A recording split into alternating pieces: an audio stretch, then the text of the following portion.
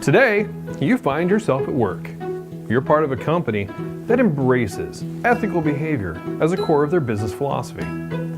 But you may be wondering, what exactly do they mean by ethics? Unlike the world of color we live in, the topic of ethics is very black and white, much like the ethics zone. Ethics are logical and reasonable values, rules and standards that guide choices and behavior. And as you find yourself working in the mortgage industry, ethical behavior is not only a strong business practice, but is required by law and regulating entities. You're now traveling into a different dimension, a dimension of not only sight and sound, but of mind, a journey whose boundary is that of ethics, a journey that will challenge your sense of right and wrong, where the ticket to join our story is only your imagination and your analysis of ethical behavior.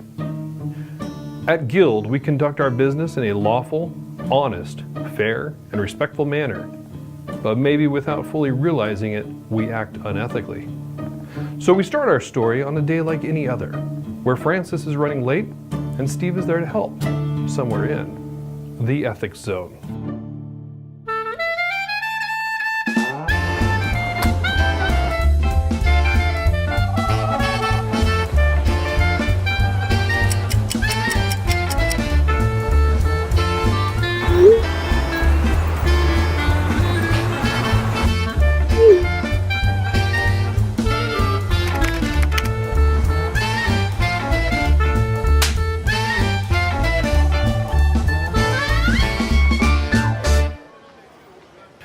While it may seem like they are just working as smoothly as a Swiss timepiece, the Guild policy on time card standards specifically halts this activity because all non-exempt employees are required to submit a time card using Guild's web-based timekeeping system. Altering another employee's time card or allowing another employee to alter your time card is not permissible and is subject to disciplinary action.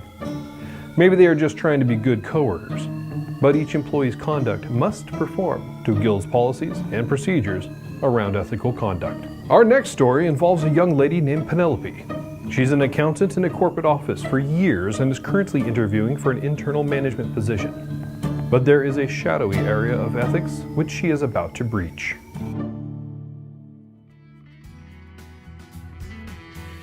So I've got some fun news. I've decided to apply for a promotion at my job. That's great. Oh, you deserve that. Thanks. I feel like I do too, and everyone wants me to apply, but I'm a little worried because it's a management position. Why would you be worried? Well, I don't have an advanced finance degree. But you're only a few credits short, right? I mean, Yeah. Didn't you tell me you had to drop out because your mom got sick?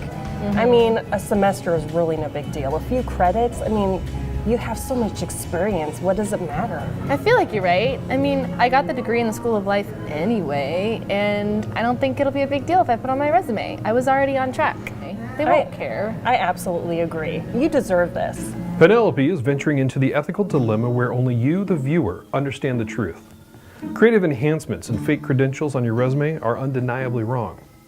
At Guild, employees are specifically prohibited from falsifying, altering, or making a material omission on an employment application, timekeeping record, or any other company business records.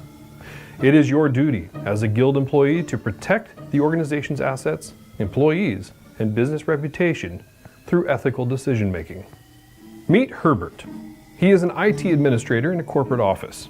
One of his job duties that he isn't particularly fond of includes traveling to set up IT equipment in new branch offices. Herbert finds the travel to be stressful, and he doesn't particularly like being away from his family for days at a time. On the last day of his business trips, Herbert has gotten into the habit of expensing extra meals and goodies that he then takes home to share with his family. His family enjoys the food, and Herbert figures that this is a nice treat for them that helps make up for his absence. Maybe in the future, when Herbert has his own company, he can create policies that would allow for this type of action.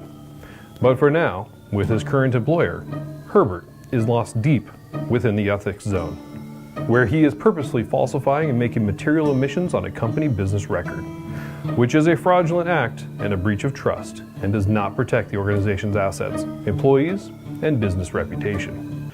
Our final story involves Viola, who is an assistant in a branch office planning a trip of a lifetime to Australia.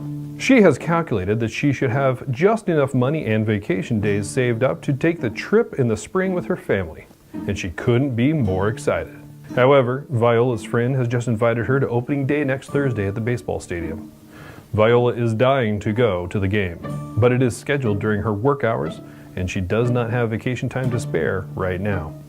So she makes the decision that she will call in sick in order to attend opening day next week. She figures that sick time, like vacation time, is an earned benefit that she is entitled to use. Specifically, Viola has violated the sick pay policy, which clearly outlines that sick pay may be used for any period of absence due to the employee's own illness or injury.